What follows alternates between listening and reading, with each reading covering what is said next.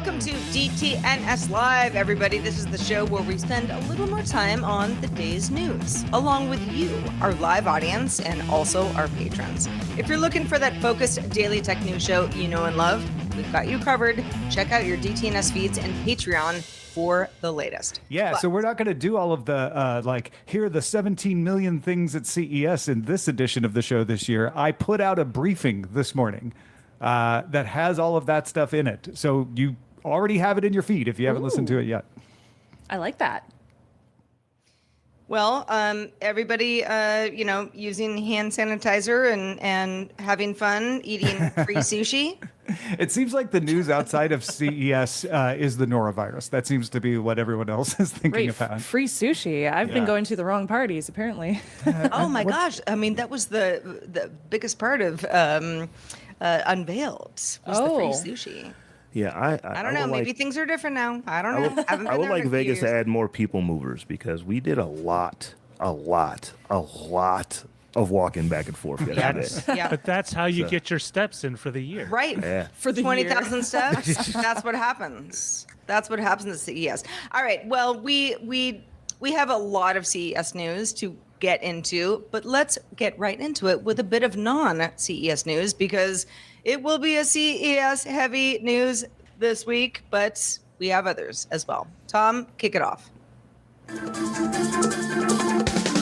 Yeah, OpenAI CEO Sam Altman dominating the headlines. In the briefing, I give some indications of what I think is going on and why he's doing this during CES. But here's what he did. Announced in a blog post Monday that he's confident in achieving artificial general intelligence and predicted AI tools will significantly impact company outputs this year. OpenAI's focus is shifting towards superintelligence. So he's kind of redefining AGI and superintelligence as two different things.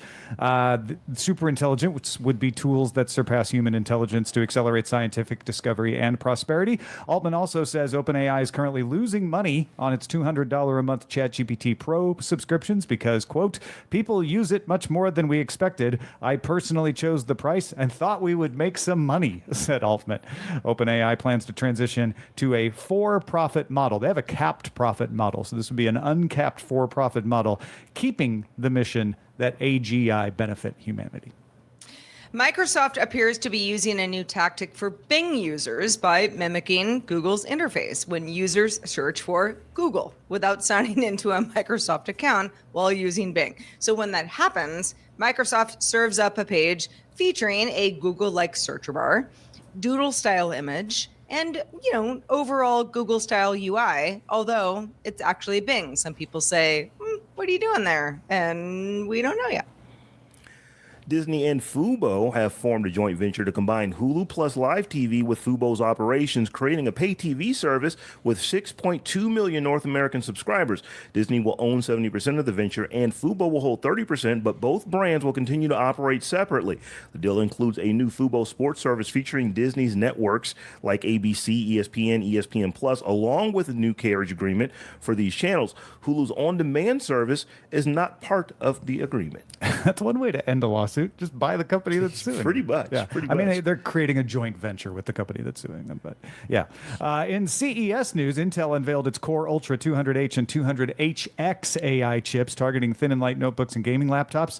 The top-tier Core Ultra 9 285H features 16 cores and 5.4 gigahertz speeds, while the Core Ultra 9 285HX offers 24 cores and 5.5 gigahertz for the high-performance workloads designed to pair with discrete GPUs. So these have 4 GPU cores on them, but they're meant to be used with an NVIDIA or AMD GPU. Systems featuring these chips are expected within the next few months, along with desktops powered by the Core Ultra 200S series.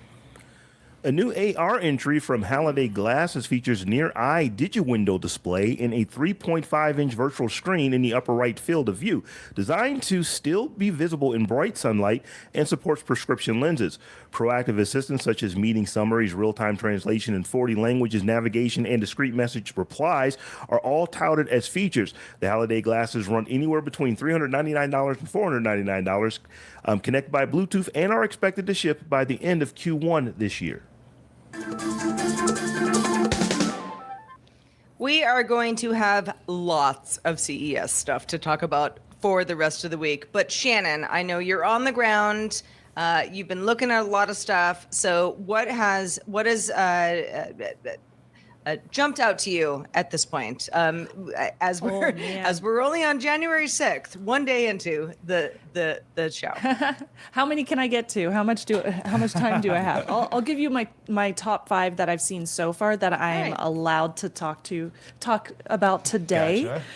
There are a few items that are still under embargo that I have seen, so I'll chat about those later this week. But first, I saw a couple of new TCL items. TCL has been making these really interesting e-paper-like tablets for the past couple of years, and they just came out with one called the Next Paper 11 Plus, which will be releasing sometime this year. We don't have any pricing yet, of course. That seems to be kind of a thing for this year at CES. A lot of companies aren't releasing pricing or specific release details quite yet. I can just say price and release has been a tradition of non-release at CES for time immemorial. Yeah, That's very true. Which is, I think, where vaporware came from as a term. Like, is this going to have? I also think that a lot of people think of TCL as a TV company. You know, Oh, yeah, they make absolutely. TVs. Yeah, they still make a ton of TVs, and they're absolutely gorgeous. In fact, I saw a few of those as well. But what really stands out to me, of course, is like the mobile technology. And I like the Next Paper 11 Plus, but my critique of previous versions was they weren't sharp enough because of that e-paper technology they were using. But this year they're using something upgraded. Next Paper 4.0 screen is what they're calling it, but it's using this nano matrix lithography, which is supposed to increase the sharpness and the color accuracy of these screens.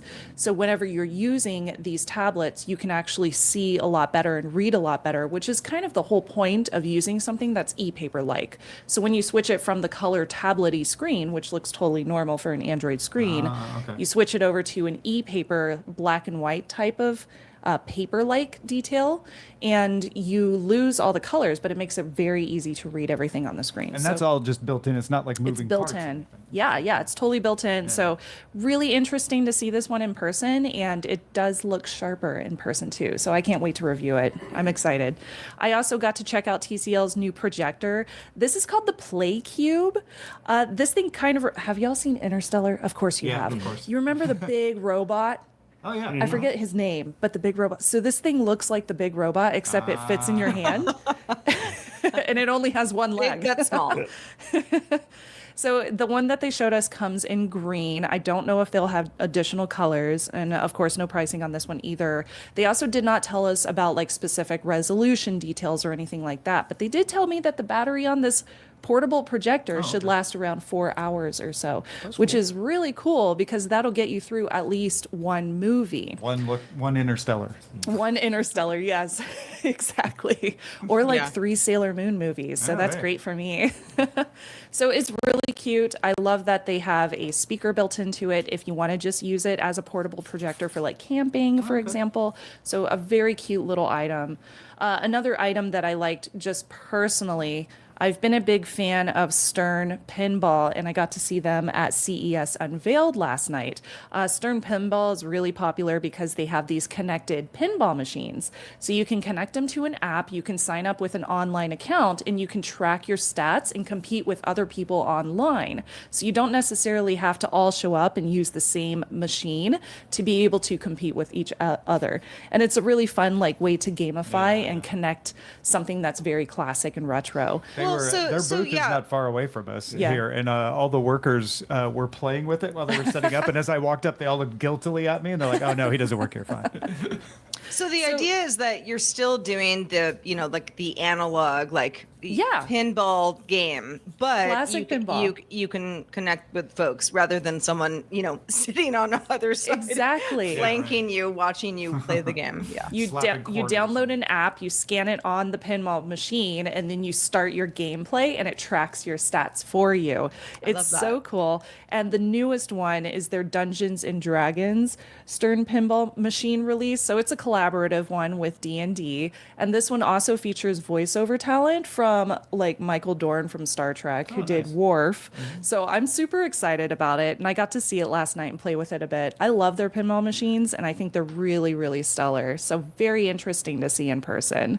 I have just a couple of other items I wanted to mention too. LG has been releasing these really weird portable TVs, which I have not been in the market for. But they just came out with a second version, which is an upgrade from the original, of course. This one has a little bit upgraded resolution, 1440p, and it is a portable television. So it's a smaller TV. You can pick it up and take it with you on the go. They actually figured out that travel influencers like to take this with them. So they stick it in a suitcase and carry it with them. So they sold a suitcase accessory for the thing So too. for campers, So for let me glampers, I should say. let me ask a stupid question. How would this be like better than just having a laptop with a screen? So this is used as a television. So this instead would replace like a projector. That's where you would make that comparison. So you would probably want to still take your laptop. In fact, you could probably plug in your laptop into it and use it as an extended monitor as well. But this is really interesting because it also has a battery built in, so you don't have to plug it in. So you can mount it anywhere. You can hang it on a wall. You can set it up with a little tripod behind it. And you can use it with 4 hours of battery life as well. And it's got Wi-Fi. And it has in Wi-Fi. right? Yeah.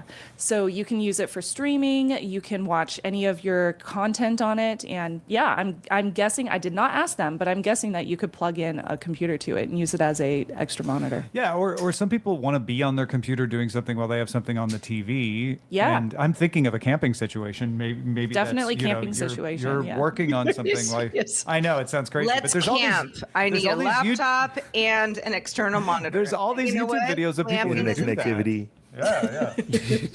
So the last one on my current what I've seen in person list and things that I'm expecting to come out in 2025 is this thing called the Circular Ring 2. Now, Circular did come out with a previous one, and everybody found that it was not very accurate. So I did not even reach out to review it.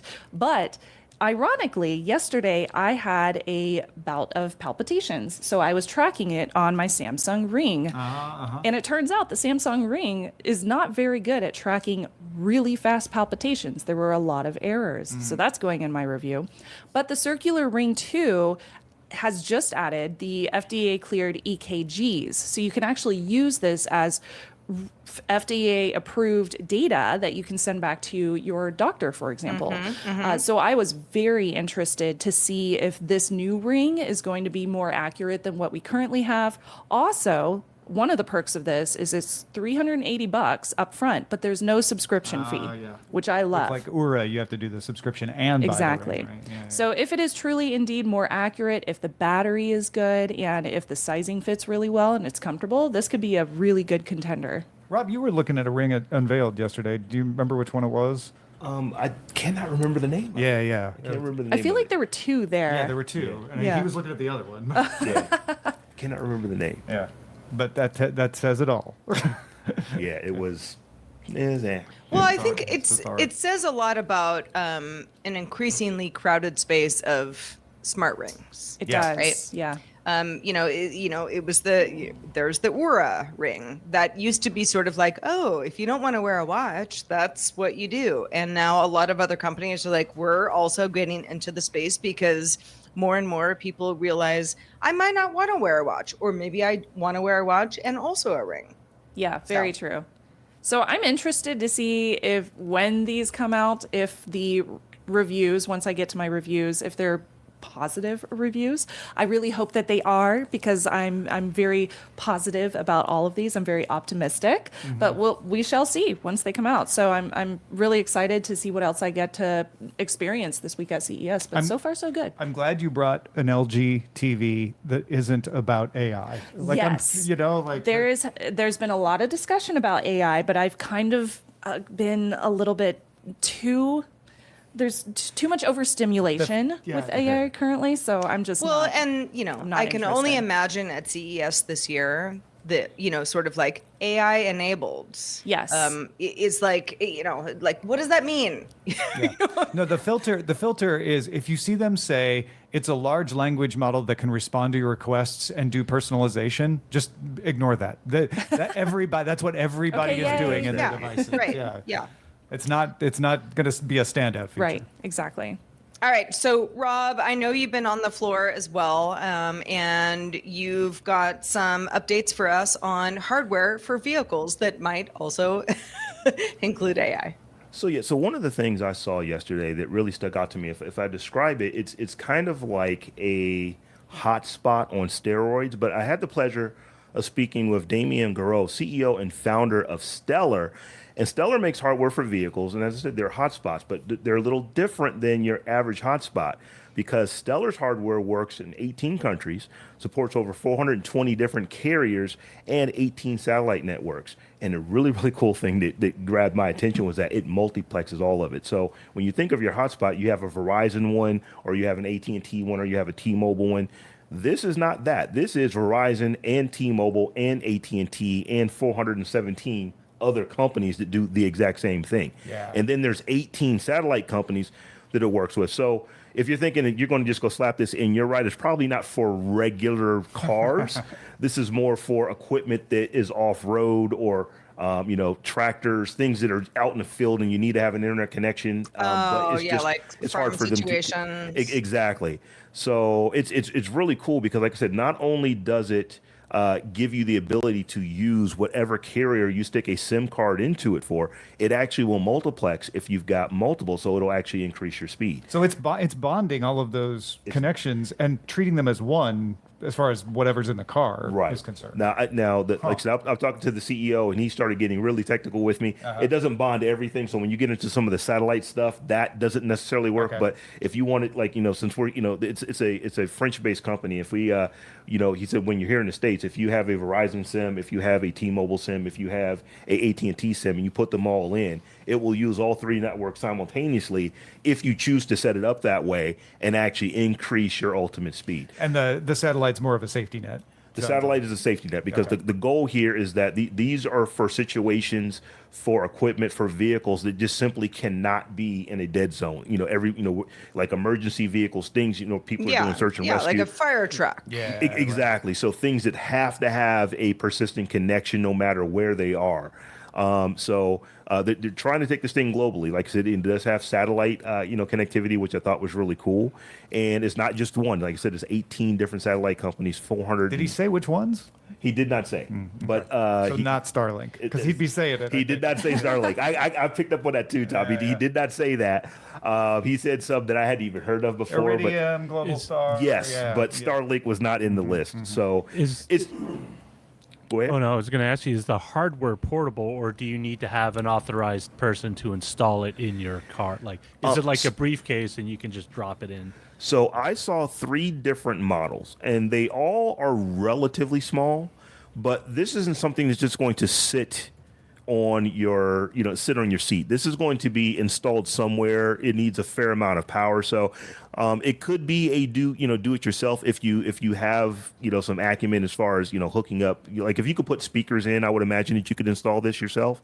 But it doesn't look like you don't just plug it into your lighter. It's it doesn't even look like something that you would see. It looks like it's going to be bolted under the hood of something or be in a trunk. These are enterprise devices. So like I said, they had he said you can put it in your car if you really need to roll like that. But unless you are off-roading or something to where you just have to have an internet connection wherever you are, this could be a little bit expensive for what the average person would use. But like I said, if you're in a situation, if you've got a big turbine, combine or whatever that's out in the middle of nowhere and it needs to pull some updates down, this thing will do it for you, regardless of who your carrier is. It works with almost all of them. And they have different pricing for different regions. You have to email them to get those pricing. Mm-hmm. Yeah, so if you have to ask, you probably can afford it. He told me. Now, I'm thinking he probably gave me because he said dollars. So it's about $2 per gigabyte. That's here. actually not too bad. It's not, Yeah, and it's I not too actually bad. said that's actually not bad Right. for a commercial For device. emergency stuff. Right. I mean, Yeah, for enterprise if level you're stuff. just Yeah, doing yeah. it all day, it's going to add up. I thought it was Yeah. going to be Don't even stream more. Netflix over the thing. Yeah, don't do that. But so my prediction, my sleeper hit for CES, because everybody knew it was going to be AI and everything, right? I was like, I think we're going to see satellite connectivity in interesting cases. This is the first big one that we've seen so far. So I don't know if I can call myself right yet, but we're on the way. Do we have to give you some additional points? Yeah, you got to give me a difficult level. Give Tom some accolades. Tom gets an additional multiplier. I wonder with something like this, with Stellar, let's use Stellar as an example. Some of the wireless carriers who might be competing, for sort of like top billing, almost like apps used to do back in the day and still do at this point. I wonder how much that might change what Stellar is able to offer based on, the wireless carriers that might have some strife between them. Yeah, I think with telcos around the world, because this thing is global, right? They have pricing for Europe, pricing for Asia, pricing for the Americas. So the telcos they're going to be like, okay, you want to strike a wholesale agreement, and telcos have those. So I don't think they'll be too anti-competitive, and not want to work with them. Right. The satellite providers, on the other hand, it'll depend on whether they want to do something similar, right? Right. So again, we don't know if Starlink is part of this or not, but let's assume, for the sake of argument, it's not. It would make sense to me because Starlink is probably going to want to make this kind of service available in vehicles provided by Tesla, rather than make it available to somebody else. So maybe they wouldn't strike a wholesale agreement there. Yeah, one of the things that the CEO said is like that we're building these devices because we don't want our customers to have to think about, well, who do I have to go with? We're trying to make it to where you can go with anyone. So, like I said, hundreds of carriers, a dozen and a half satellite companies, and they are signing people up. And like I said, the use cases are great. Like I'm thinking, I've been on tour buses before where you could actually get on Wi-Fi. This would be a case for that, to where if you're driving somewhere where you maybe don't have, like if you're international, you don't have, coverage, you just get on the bus's Wi-Fi and you can use that Wi-Fi from the airport to the resort that you're going to. And that Wi-Fi and that internet would stay with you. Right now, those buses probably just have one telco's hotspot that they're turning into Wi-Fi, and it can go in and out. Exactly. Yeah. So I thought it was a really cool device.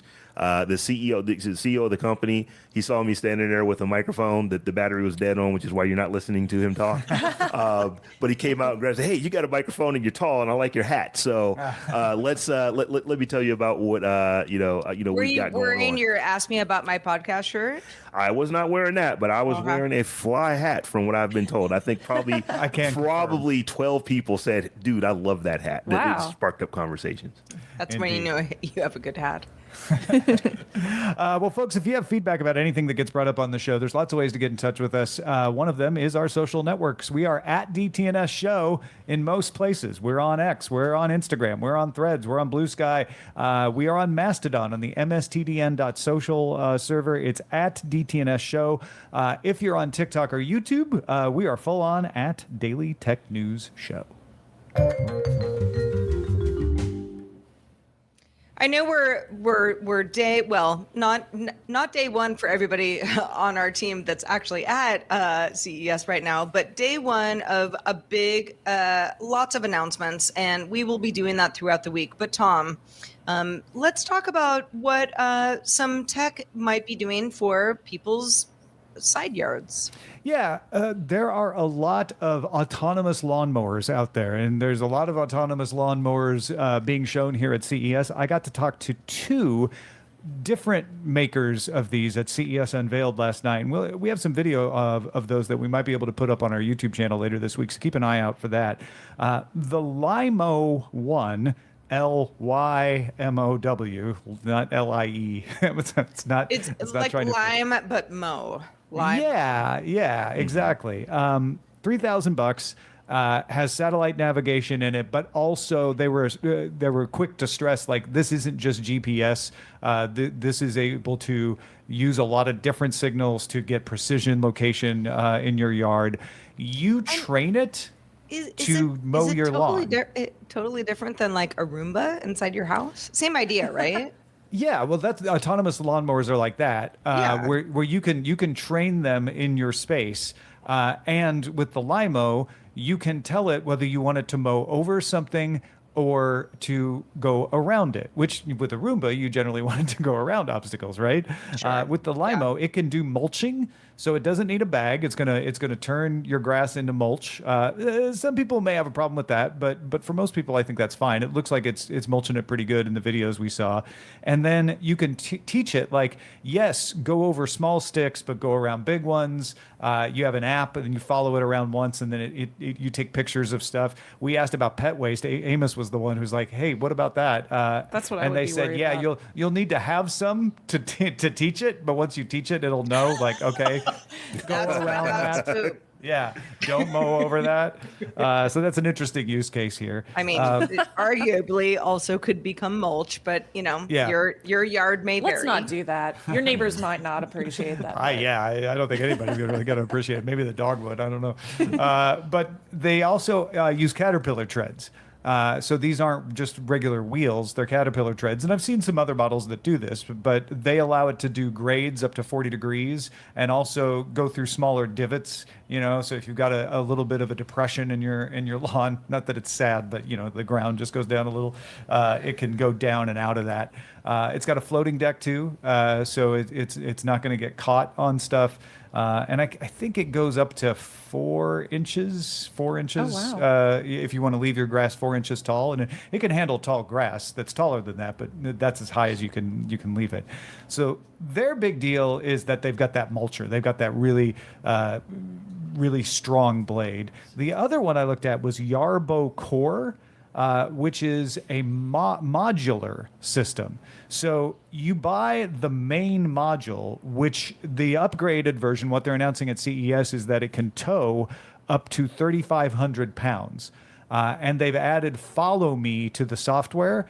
So the case that got me, because I just did this on my own with a wheelbarrow and a shovel, was if you're spreading mulch around or wood chips or something, you can just have it follow you and always be where you need it to be to like shovel out those wood chips, rather than having to like move the wheelbarrow along and put it in the right place. It'll always be there. And then you can add a mower to that. The top pops off on the front. You can buy a module. These are big modules. They're heavy modules, but you can put it on the front of that, and then it works like an autonomous mower. Use GPS positioning and all of that.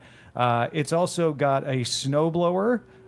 So if you're in a snowy location, it can get down and clear the snow for you autonomously. Which a lot of people are. I'm intrigued. This time of year right now. The Arbo guy I was talking to was like, oh yeah, a lot of our customers have been sending us videos today of them sitting inside drinking, coffee or hot chocolate while they are clearing the driveway because the Arbo is out there doing it for I feel like them. my husband would appreciate that Yeah, during yeah. our I blizzards. mean, Rob, I can't imagine you getting out of Columbus at a better time.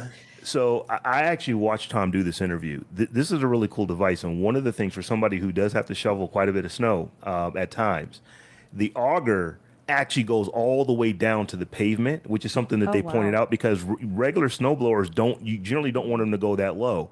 This is because they actually are mapping the driveway so they know where your divots are, and it knows how, let's just raise the auger up because we got to that spot that there's a divot that we don't want to get stuck up on. So the fact that these things are actually fairly smart, they're learning the things that they go over, I thought that was pretty cool. That's Yeah. really cool. And there's a leaf blower attachment too. So if you wanted to just go out and blow the leaves autonomously, it's electric, so it's a little more silent than the gas-powered ones, and it'll just do it on its own. They sell these things for thousands of dollars. You can buy them all as one. That's what I was wondering. Or you can individually get them for a couple of thousand each. They're on sale right now, so this isn't a price and release date thing. You can actually go get this one. Right. They're pricey and they're heavy. But if you need this kind of thing, it's within the realm of buying like a riding mower or something. Yeah, I was just going to say that. Don't think the of them convenience. as a lawnmower or a snowblower or a leaf blower. Think of it as a tractor, tractor. essentially, Yeah. that you can hook up stuff to because they are in that price range. And when I thought, I actually went out to and just looked, so what does a tractor that does this cost? It's price comparable. Yeah.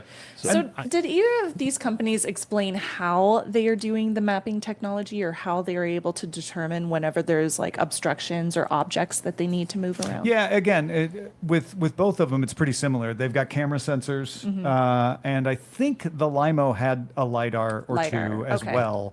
And then, yeah, you will say that again? They're both binocular. They're both binocular on the Binocular. front as Oh, well, okay. so they can That do makes sense. depth perception. Thanks, Amos.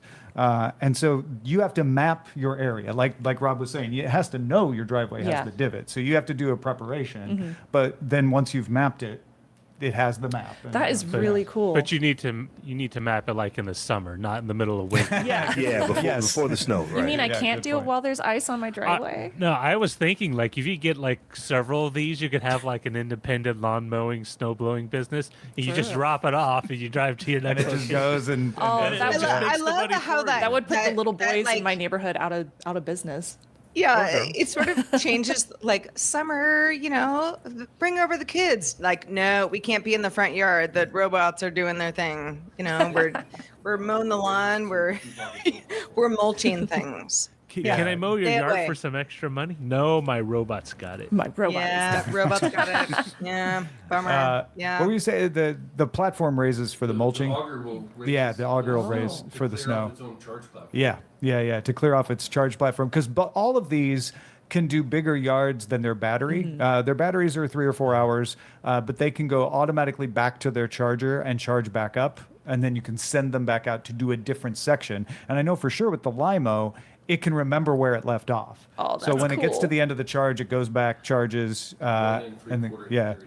And the Yarbo, like you were saying, can go sweep out its own charging pad if it got some snow on it while it was out snow blowing. I make a wild prediction in the future. They'll have a model with removable batteries, and they'll sell a separate robot. It's- that goes So this one did have Yeah. it actually does have removable batteries, already and they're has heavy. removable batteries, Those things yeah. are like these things at 24 to 30 pounds. depending on Yeah. which one you get. Well, because the wow. other thing Yeah, you can use those the are main heavy. module for is security. You can just put it in patrol mode. And so my immediate question is like, how much does this thing weigh? Because, somebody could just pick it up and run off with it. But they're pretty heavy. So not that it would be impossible. And it's geofence with an alarm system. Yeah, it's geofence with an alarm system, and it can play a notification if someone comes into your yard. It can be this robot that runs over and is I like, should do that because we're somebody keeps taping on letting you. his Get out dog of the pee in yard. my Oh, front you should yard. leave the lawnmower We're attachment taping you. on, and it can run You've over aged the. yourself, Tom. I don't think it can be in patrol mode. Oh, Get out if of my it lawn. has the lawnmower like it can't attachment chase on. after Yeah. you like some psychotic Yeah. homicidal. I'm lawnmower. taping you. People are like, what tape? What Yeah. kind of tape? Yeah, well, Auger okay, this. okay. So we do have some more things to talk about that were announced at CES this week. We talked very earlier in the show about some new Intel chips, but Roger, let's talk more about what was going on in the CPU GPU section of these morning's announcements. So Intel's now current co-CEO Michelle Johnston Holthus was speaking at a keynote for their event, and the topic of whether or not Intel GPU would maintain its investment and commitment to producing discrete GPUs, basically separate GPU cards. And she said they would. The company would maintain its commitment to it. And this is really big news because the prior CEO, Pat Gelsinger, made mention during an earnings call that the future was in large integrated graphic capabilities, basically integrated into the CPU, and saw less of a need for discrete GPUs. And everyone took that meaning, well, Intel's going to pull out of the market, so it's back to AMD and NVIDIA. But with this news, it looks like there will be a third player, and it's good because Intel's latest B580 Battle Mage GPU not only did well with the reviewers, but it's been selling out. And for $250, they might have a position because NVIDIA is definitely not going cheaper with their new GPUs. That there is definitely a demand in the lower end of the market for affordable graphics. But onto Intel's primary rival, AMD. They had a big news day today. They announced a new Ryzen 9950X3D, which is basically a snappier version of the pre-existing 9000X3D, which they aimed specifically at content creators. So people who make videos or people who edit video, do any sort of creative content. Comes with 16 cores, 32 threads, 5.7 gigahertz max boost, 144 megabytes of cache, and 120 watts, which is great if you think about what you're getting, because I have a 140 watt CPU in my 2019 Dell workstation, and it definitely does barely half of what this machine does in terms of performance. I'm surprised that they aimed it at content creators. I mean, yes, content creators have to create content, but I feel like you could do a lot of stuff with these sorts of specs. I think you could do a lot, and I think part of it is they are going after. So much of the market has been sort of just commoditized, where I can just buy anything and it's going to work, that you really want to focus on those niche use scenarios, especially people like us who use a variety of software, whether it's Audition or Final Cut Pro or Premiere or whatever, where we need it as part of our core content generation. And yeah, you could use anything, but they would rather you use their Ryzen 9950X3D. Yeah. Future-proofing part of this as well. Speeding up your edits and all of that. Oh, sort of absolutely. thing, And to bring it home on that aspect, they also announced the HX30, which is the fire range, which brings that same technology to a mobile platform. So if you're on a laptop, like most people are, you can do that there. Now, what the big news a lot of people are waiting for was the GPU. They did announce the Radeon RX 9070 XT and the RX 9070 graphics cards. Now, what's interesting is AMD is really not focusing on the high end. I think they've sort of just let NVIDIA take that space, and rather they're focusing solely in the mid tier. So your 4060s, your 4070s, 4070 Ti's. And the importance is because that's like 85% of the market, right? That's where you sell the most. Yeah, you could sell the super, $1,500, $2,000 GPU, but not a lot of buyers. But people who are willing to spend $400 or $500 for a GPU, that's who they're going after. They were light on details that people wanted, but they will announce more information about the FSR4, which is their AI-based upscaling technology, which allows you to get more frames per second without necessarily more GPU grunt. And what they did announce seemed to make people feel a lot better about this as a competitor to NVIDIA. Because everyone is concerned because NVIDIA is announcing their 5000 series, and oh wow, it's going to be eye-watering expensive. I guarantee. Yeah. AMD's coming in at the cheaper end. That's smart. Yeah. Very smart, because Intel, I think, understands that. Like, there's an opening, let's take it. Speaking of openings, they also announced the Ryzen Z2 series of processors. This is not a sequel, but this is an update to the Z1 processor that made such a big splash with the handheld gaming PCs. They announced the Z2 Extreme, which features 8 cores, 16 threads. The standard Z2 also features the same number of cores and threads. And of course, the Z2 Go, a cheaper, smaller unit at 4 cores, 8 threads. This is good news because it means that people who want a Steam-like machine, but not necessarily something from Valve or a competitor, they will have options, because AMD seems to be very invested in this category, because frankly, they're the only ones, which is great for them, and maybe light a fire under Intel's rump to do something. But, making parts so that more people can make very popular handheld gaming PCs, fine. But what about AI, Roger? Did they put AI in anything? I mean, that's the one thing people haven't gotten enough of. Don't be insane. AI. I mean, it's ridiculous. No one's talking about AI at this CES except for everyone and AMD. They were very giddy. I say giddy. This was the headline getter. This is the headline. They announced a bunch of Copilot-ready AI PC processors. They had 3 tiers. The one that's already out is the premium series, or the middle high end, which is the Ryzen AI 9, which they announced a couple of months back.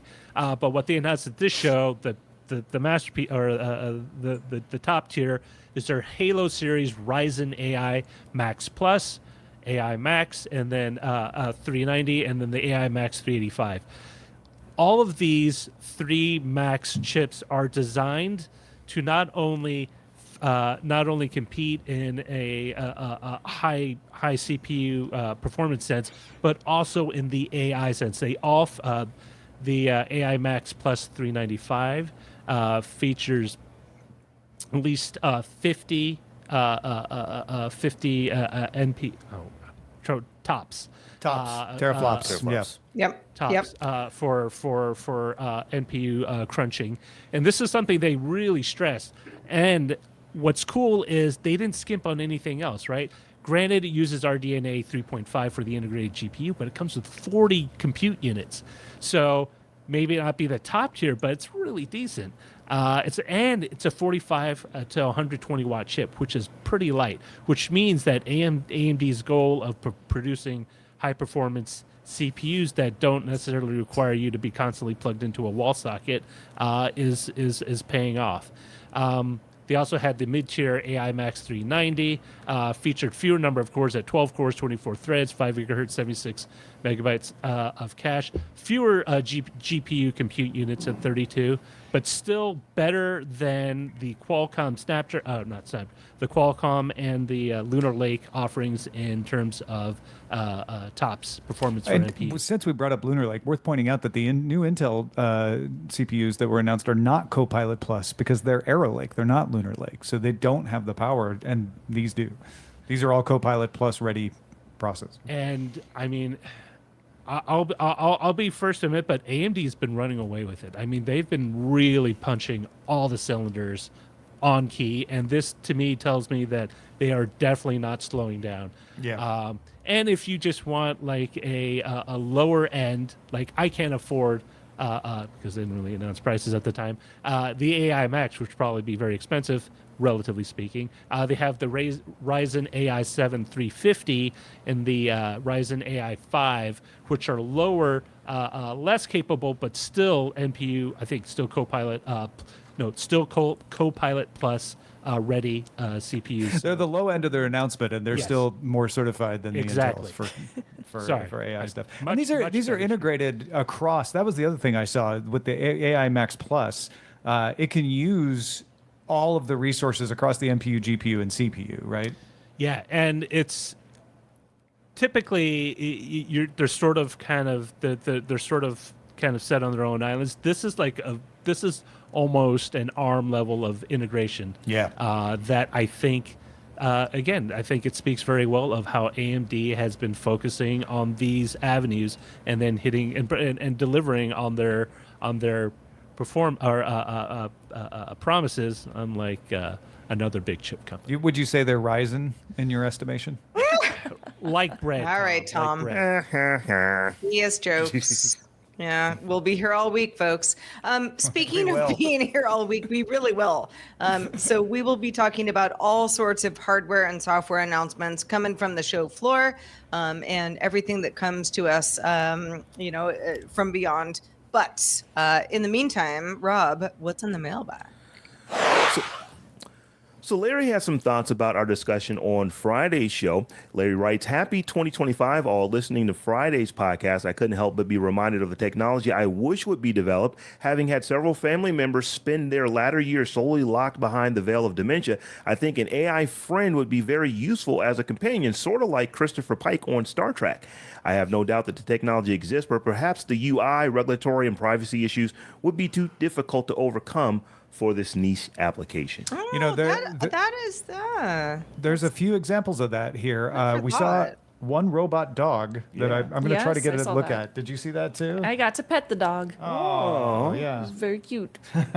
And it's a robot dog with like natural motions and stuff, but it's targeted at elder care, right? It's very responsive too, and it does make noise as well, like natural noises. Apparently, they had recorded an actual puppy and put those recordings into the robot, so it does sound like a real puppy.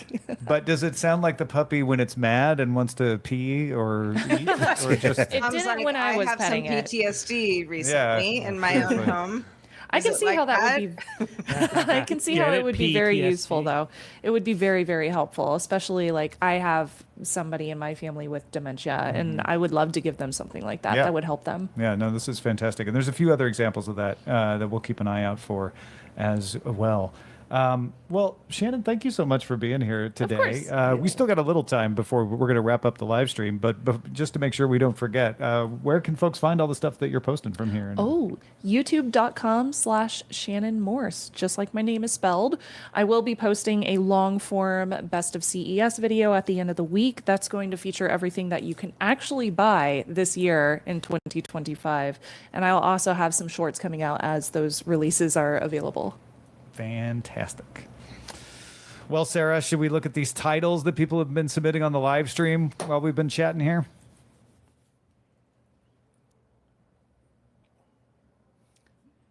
If you go to showbot.tv, did we lose Sarah? I think we lost Sarah. If you go to showbot.tv/DTNS2 and enough of you vote on titles, it'll bring Sarah back. So go do that.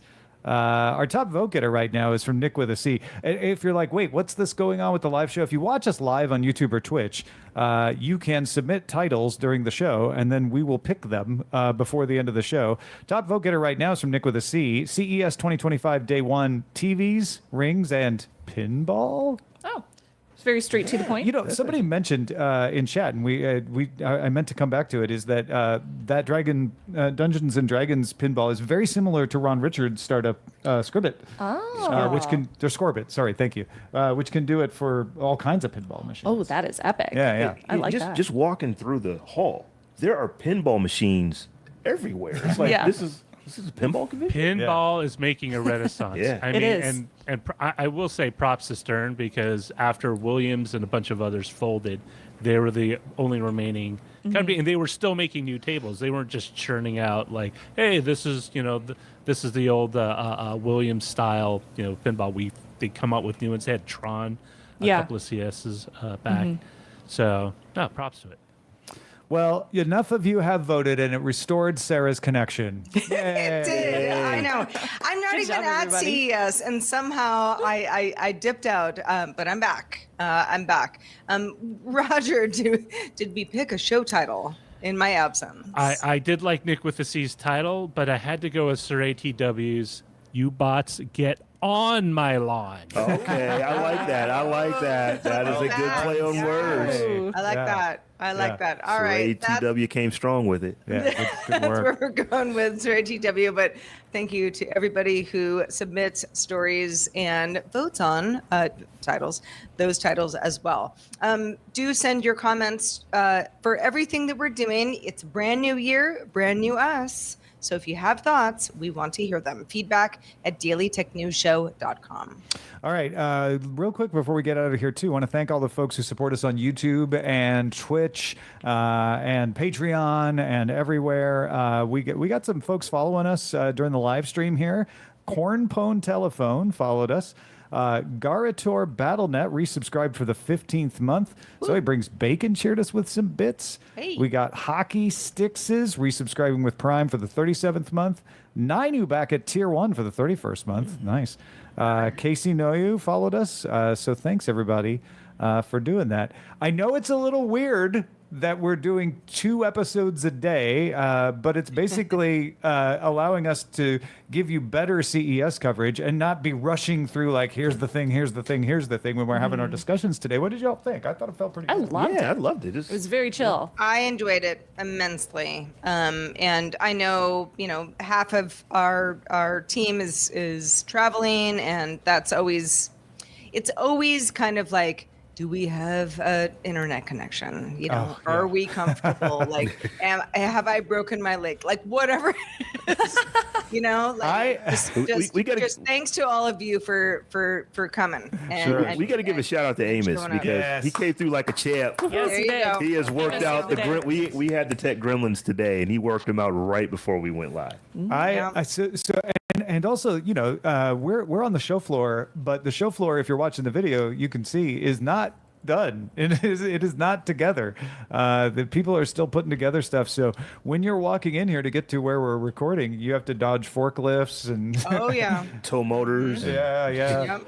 Oh yeah. Yeah. Yeah, it'll be a different story tomorrow at like noon. Oh yeah, Yeah. It'll be entirely clean and fancy, and everybody will be here. I had to So walk from we're in a really close hotel, thank goodness. But I had to walk from the hotel over here with Amos to bring the stuff.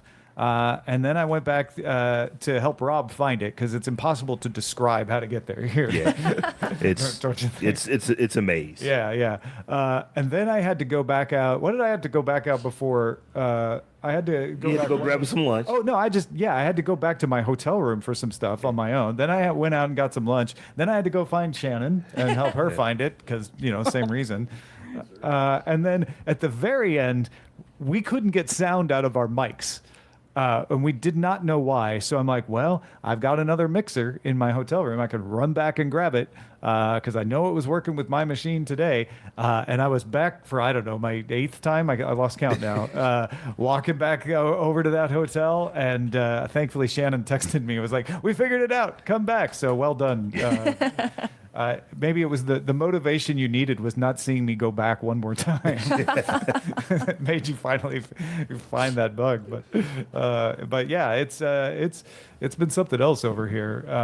But it's fun too, don't you think? That's the MO, right? Yeah.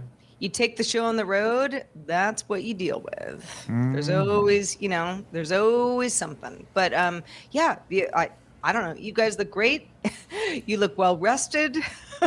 Maybe you're not, but you do look it. You said I'm you got well a good night's rested. sleep. I did not party last night. Yeah, I didn't party yet. And I feel good. And I got to meet Shannon for the first time. We had not met before. So. Yeah. Never met I before. got to meet Robb for the first time. And Amos, yeah. Steph.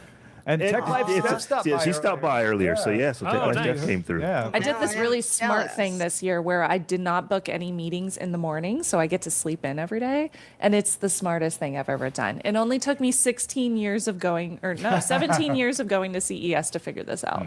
Yep. I haven't gone to CES every year, but it has been 24 years since my first CES. Wow. I'm not that much of a veteran. I think I started coming like around 2013 or so. Oh, okay. Yeah. And this is my 5th time here. Fourth time here. Okay. We're going to Okay. see Robb doing pachinko at like 4 a.m. Oh, yeah. Robb's old man set in about 9:30 last night. So Oh, yeah. yeah. That's my biggest vibe as well. When you're young and you first get to CES, you get inundated with a lot of party invites, and I made a Yes, mistake when I you do. first got there. I went to all of them, and I didn't get to bed until 2 a.m. And I had to wake up at 7 because I had to be down at the control truck. Well, for when the you're show. 25, you're like, well, I can do this. Yep. like we said, we were You talking know, with Tech fast Life forward a Steph. couple decades. That age was a very long time Can't ago. do that. Yeah. Tech Life Steph had 3:30 a.m. call time for stuff that she's doing out here. Oh Yeah. yeah. So- Yeah. Yeah. No, thank you. I mean, I- if that's my call time, I'm going to bed at 7, 8. Yeah. 7 Which is PM. what she did. go out. She said she went to bed last night about 7:30. Yeah. I will not out who this person was, but one person that I know who's also been going to CES for a long time told me, you know what? I got that party invite that we always get from that one company and that I'm always trying to get every year. And I finally turned it down. I think I'm an adult. Wow. Yeah. That's when you know you've grown up. Yeah. Where you're like, I kind of want jammies and a pillow. It was that party invite that, 20 years ago, we were both like, Ooh, how do we yeah, make sure like, we oh, get that's this, the best every one. year. Oh, I we think I gotta know get the it. party. Yeah. I used to try to get into that one too. It's weird because at some stage it's like, room service actually sounds really good. Best, I know I probably tell this story every I'm year. like, at this but point, I get a robot to deliver me room service. What's not to like? the best This is the CES I ever perfect had, I lost my voice, and so they sent me home. And they said, you have to go rest. And I just ordered steak from room service for like 2-3 days in a row. It was the best thing ever. Must be nice. Yeah. 3 days of steak. Well, CNET was paying, so. Oh, see, that's the great thing, the per diem. You got to go Yeah. high tier. Yeah, I wasn't using my per diem for anything else. So Oh, that's funny. that's what I did with I it. will say that what's the weirdest thing you ever bought, like food wise, to eat in Vegas. The weirdest thing for me was when we stayed at the Marriott Residence Inn and they would do grocery shopping for you. And I just that's made a right. random list of groceries. And Oh, I did that across from the. yeah, across from the convention center. Yeah. No, I stayed there 1 year. I did the same thing. Well, it was Postmates at the time. I was just really? but I had like a little fridge, and I was like, all my coworkers are like partying tonight. Nope, I'm not going to the strip. I want to I've got sit some hummus. in here, put on local news, and eat soup. Yeah. Well, Tom, just yesterday, you got something pretty cool, appetizer that looked like it was like a seafood ice cream. Oh, yeah. So I pretty cool. took these guys. Ice cream. I should say the heck? patrons took these two guys and me out for dinner before we started CES Oh, Unveiled. that's nice. Yeah, and I had to try it. The appetizer was hamachi cones. Ooh. And so I asked him, like, I what love makes them a hamachi. cone? Thinking like, oh, they just probably pile it in a cone shape. He's like, no, they come in a little waffle cone, but it's pita bread, so it's not weird. But it looks like an ice cream cone. Whoa. But it's Yeah. hamachi. Yeah, but it's That's I mean, pretty cool. hamachi hand Fish. rolls yeah, it's exist. kind of the same idea, so right? same idea. Yeah. But it's yeah. like making a hamachi turnover. What did right? you think, Like it's- Rob? Did you Oh, like it? it's seafood, so I didn't have any Oh, of it, that's but Oh, that's but they right. look Not a cool seafood because guy. they look like tiny ice cream cones. I mean, they really do. They look like ice cream cones. That's They bring them Vegas out for to you like in a little. I wanna go there. A little beaker holder, and It was Mandalay Bay, right where CES Unveiled was. So it was the Oh. Libertine Gastropub. Ooh, okay, I'll put that on my short The list. Libertine. Fancy. Yeah. Oh yes, libertines. We felt like such libertines eating our hamachi. Hamachi It's waffle so fun- cones. Yeah. Yum, And yum, then yum. Rob and No, I would've ordered a done that. cheeseburger. So, Oh, no, no. Have you done that? Ever just run out to the In-N-Out? Well, that's what Amos did on his way in. So he wasn't as hungry when we went to eat dinner because his first priority was to grab In-N-Out because he's in Alaska and he can't It's get. like so many options. Roger's like, what about In-N-Out? No, like for some reason, it's every In-N-Out's like this, but it's always a Wow. line and it's always busy. Yeah, it's so busy. It's great. Yeah. But I think it's weird. The only thing I ever also remember good. about eating I was actually in and out in about 3 minutes in my lift on the Oh, way wow. to, Nice. to the hotel. Now that's that not is bad. saying something. There's an In-N-Out close to a Costco. Tom, you know the Costco. Oh, yeah. On Washington. I had to take a friend to urgent care. Very long story, but I was like, maybe I'll like pop into Costco, and there's an In-N-Out like right next to that Costco. That line was like 30 cars deep. Not yeah. even Oh, kidding. wow. Always. Where I'm like, I mean, it's Sunday at noon, so like this is my fault, but whoa, people like- love In-N-Out. You know when you're in a long line for something and you have to leave a break for people to cross through. It's like that for cars. They have to leave a break for people to cross into the Costco parking lot because they're all lined up for In-N-Out. Oh yeah. Well, and half the people only want gas. They're not even going into Yeah, Costco. they're just going to the Costco gas station. They're doing That's the right. gas thing. You where go I'm out through the Costco gas station. At a certain point, I mean, is the savings worth the time that you don't have know. to be in this line for like Our I don't line know, is always 90 so long. minutes? the prices are at least $1 cheaper, at least for me. Yeah, they and that builds up, especially if you got a big So- tank. Yeah. Especially over a year. Yeah. It's like it pays for the Pays for the membership. Yeah, exactly. Yeah.